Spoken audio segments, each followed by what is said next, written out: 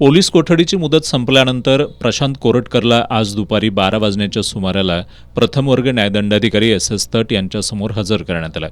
गुन्हा दाखल झाल्यापासून पसार असलेल्या कालावधीत कोरटकरला काही व्यक्ती आणि संघटनांनी मदत केली असण्याची शक्यता आहे। त्याची माहिती घेण्यासाठी तसंच कोरटकरच्या धीरज चौधरी या मित्राचा शोध घेण्यासाठी आणखी 5 दिवसांची पोलीस कोठडी मिळावी अशी मागणी सरकारी वकील सूर्यकांत पवार यांनी केली। इंद्रजित सावंत यांचे वकील असीम सरोदे यांनीही कोरटकर पसार असलेल्या काळात महागड्या गाड्या वापरत होता, धीरज चौधरीसारख्या बुकीनं त्याला मदत केली आहे, त्यामुळे अधिक चौकशीसाठी पोलीस कोठडी मिळावी अशी मागणी केली।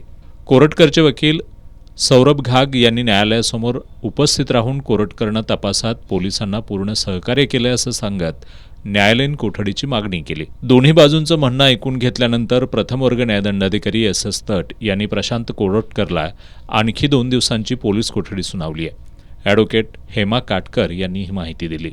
पहिल्या दिवशी पोलिसांनी जी 7 दिवसाची PC मागितली होती, त्यावेळी माननीय कोर्टाने 3 दिवसांची PC दिलेली होती। पण खरंच पोलिसांचं कौतुकास्पद काम आहे की त्यांनी 3 दिवसात ही बरीच इन्व्हेस्टिगेशन केलेलं आहे आणि त्यातून बरीच प्रोग्रेस दिसून आली।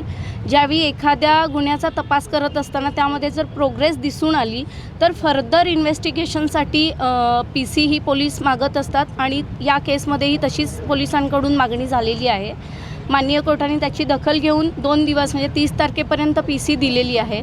जो 3 दिवसाचा तपास झाला त्याच्यामध्ये कोरटकर कुठे कुठे फिरले, कोणत्या वाहनांनी फिरले, त्यांनी कुठंही ऑनलाईन पेमेंटचा पर्याय घेतलेला नव्हता, तर त्यांना आर्थिक मदत कुणी केली, त्यांना वेगवेगळ्या ठिकाणामध्ये राहण्यासाठी वेगवेगळ्या ठिकाणांवर जाण्यासाठी कुणी मदत केली, त्यांची काही नावं त्यांनी सांगितलेली आहेत।